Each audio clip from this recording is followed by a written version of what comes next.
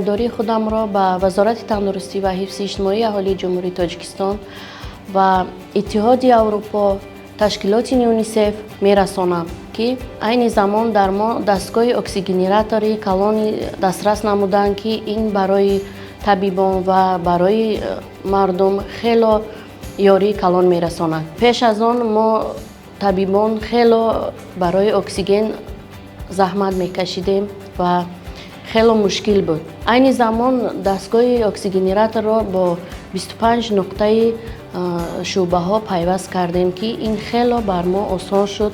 хело ёрирасонии табибонам ва бемороне ки дар он шуъба мехобонем хело ҳам розиянд, миннатдории худашонро мерасонанд ва хело ба мо ин мушкилиҳо осон гардид.